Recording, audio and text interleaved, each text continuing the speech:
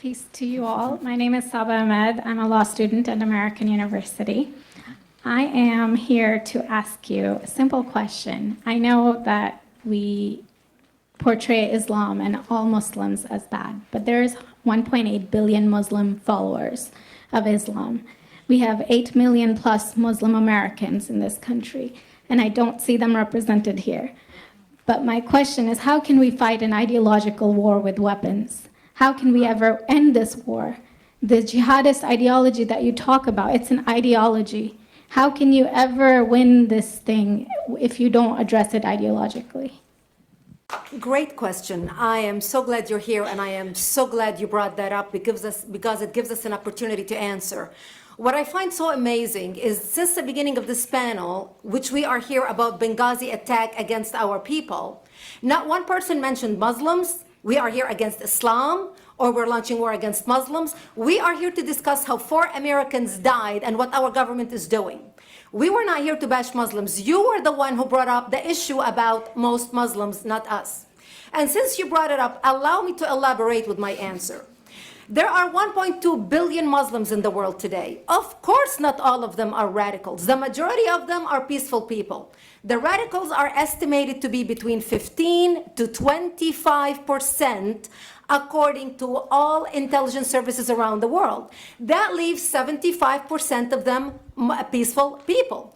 But when you look at 15 to 25% of the world Muslim population, you're looking at 180 million to 300 million people dedicated to the destruction of Western civilization. That is as big as the United States. So why should we worry about the radicals, 15 to 25%?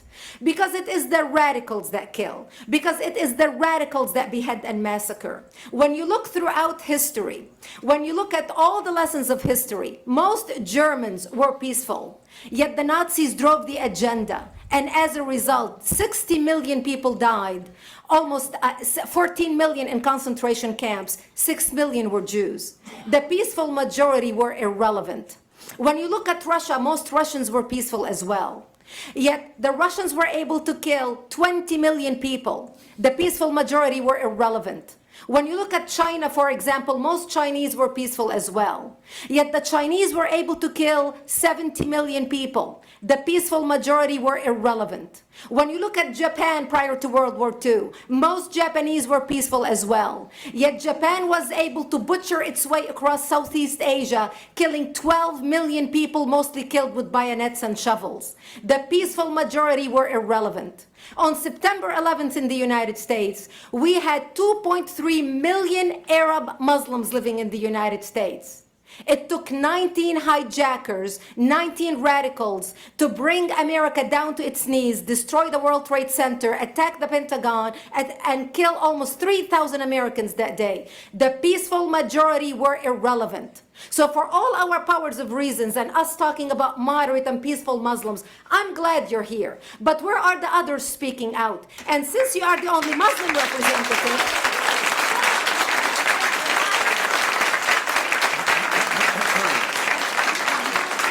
applause till the end.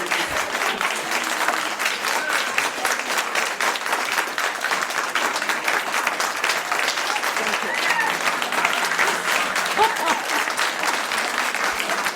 Thank you. And since you're the only Muslim representative in here, you took the limelight instead of speaking about why our government, and I assume, are you an American?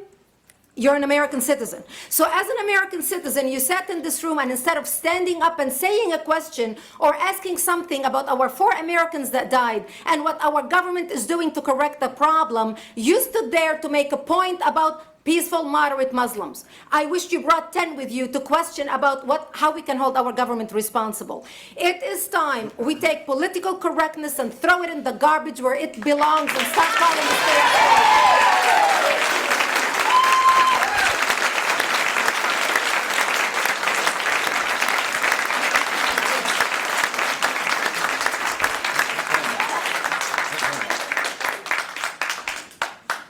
And there will be refreshments afterward.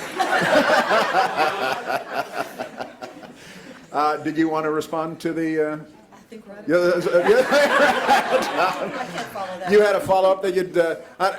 you go ahead. comment. Thank you for your responses. And I do really hope that other Muslims will start showing up at these conservative forums.